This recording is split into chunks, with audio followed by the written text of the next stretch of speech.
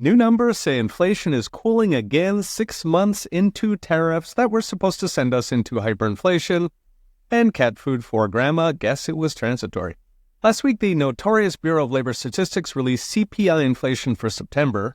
Note, September means before the government shutdown, and the BLS itself is laid off as non-essential in the shutdown, but they forced them to come into the office and tally up CPI since it's used to calculate next year's Social Security, and we don't want riots at Golden Corral.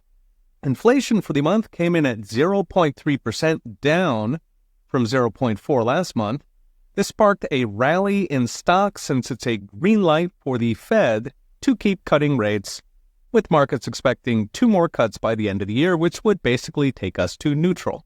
This matters because lower rates spark growth. By one estimate, each point of rate cuts is worth almost 1 million jobs, but lower rates also spark future inflation. The inflation, however, usually takes a year or 2 to show up, meaning the jobs are here today for the midterm election, say, but the inflation may not appear until the next president, in case you are curious why presidents always want lower rates. The problem, of course, is 0.3% monthly inflation is still high. That's a 3.5% annualized, way above the Fed's imaginary target of 2%. The extra inflation last month was almost entirely from energy, with gasoline prices up 4% in a single month. Now, that was mostly one-offs, a perfect storm of refinery maintenance, a strong Labor Day, because when wages are strong, people drive more. Meanwhile, domestic inventories are tight between rising exports of American oil and falling production in Russia and Iraq. Everything else behaved. Food inflation was 0.2%, down from 0.5% the previous month. That's despite soaring beef prices, where Trump is now quadrupling beef imports from Argentina to take the edge off. Rent was a paltry 0.1%. Deportations have consequences. Used car inflation also plunged, which is also an indicator of deportations. They have to sell the car on the way home. Tariffs once again failed to show, to the point multiple Fed members now think tariffs may have no durable impact on inflation. Better late than never.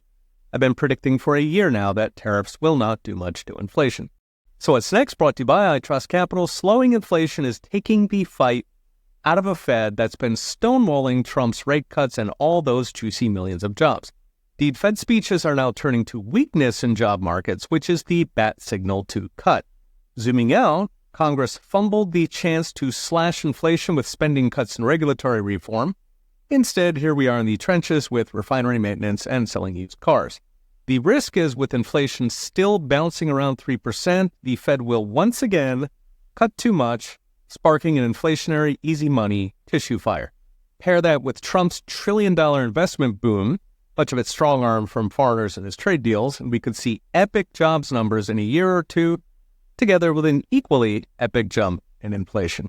Listen to all last week's videos in a 20-minute podcast. Search Peter Sarange wherever you enjoy your podcasts. Okay, we'll be watching.